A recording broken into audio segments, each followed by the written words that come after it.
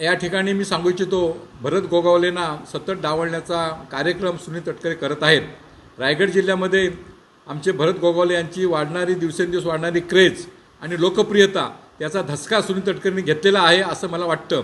त्याचबरोबर पालकमंत्री पदावरून गेले काही दिवस या ठिकाणी जो चाललेला घोळ आहे तो तटकरेंनीच घातलेला आहे आणि त्याला आम्ही काय बळी पडणार नाही. परंतु आज जो कार्यक्रम झालेला आहे त्या कार्यक्रमाच्या पत्रिकेवरती भरत गोगावले यांचं नाव नाही. हा कार्यक्रम या ठिकाणी राष्ट्रीय महामार्गाचा कार्यक्रम असताना या ठिकाणी ठेकेदारावर या ठिकाणी दडपण आणून जवळजवळ 20-25 लाखाचा या पैशाचा त्यांनी अपव्यय केलेला आहे. केवळ 100 लोक असताना सुद्धा 10 मिनिटाच्या कार्यक्रमासाठी एवढं 2-2 ठिकाणी सभा मंडप करण्याची आवश्यकता नव्हती. त्याचबरोबर बाकीच्या लोकांना, स्थानिक लोकांना सुद्धा त्यांनी विश्वास घेतलं नाही आणि या ठिकाणी आमचे स्थानिक लोकप्रतिनिधी आहेत त्यांना विश्वास घेतला नाही.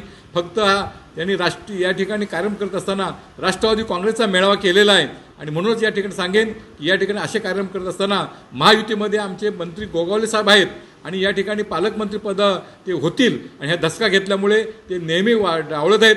रोह्यामध्ये सुद्धा त्यांचा डावलण्याचा प्रयत्न त्यांनी केलेला आहे आणि अशा प्रकारे जे कार्यक्रम करत असतील चुकीचे कार्यक्रम आहेत आणि ते प्रोटोकॉलप्रमाणे बरोबर नाहीत. अशा प्रकारची आम्ही तक्रार आदरणीय मुख्यमंत्री, दोन्ही उपमुख्यमंत्री यांच्याकडे करणार आहोत आणि शिवसेनेचा निषेध करेल आणि भविष्य कालावधीमध्ये अशा प्रकारचे कार्यक्रम सतत झाले तर शिवसेना आंदोलन करेल अशा प्रकारचा आम्ही त्या ठिकाणी इशारा देतो.